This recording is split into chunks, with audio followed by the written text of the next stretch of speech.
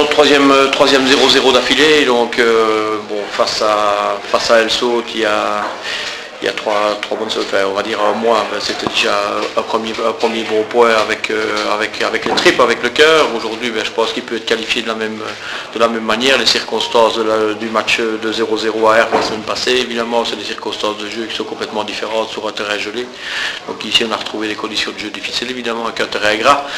Donc évidemment, face à un adversaire de ce calibre-là, il fallait un match d'homme, quoi. Donc un match plein d'abnégation, avec beaucoup d'organisation et beaucoup de cœur. Et c'est ce qu'on a réussi à montrer aujourd'hui. Donc même si bon, il faut reconnaître aussi que les plus franches occasions, c'est Warnant qui se les a créées, mais bon, on a su quand même répondre d'une manière positive face à l'adversaire aussi, puisque en contre on aurait pu faire mal à l'une ou l'autre reprise si on avait eu un petit peu plus de lucidité au niveau de la reconversion offensive.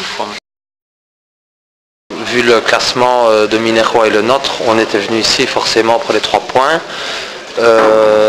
On s'était quand même rappelé qu'on n'a jamais gagné ici, on a chaque fois fait match nul, donc ça s'est de nouveau confirmé que c'est un match qui restera difficile à chaque fois pour Warnant.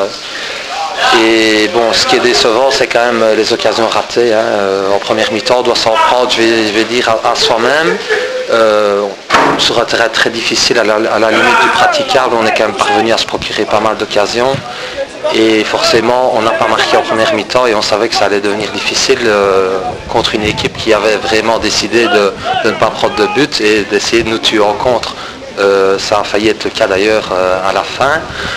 Donc je pense qu'on aurait dû marquer, mais il y a aussi un grand match de la part de leur gardien, une défense bien groupée.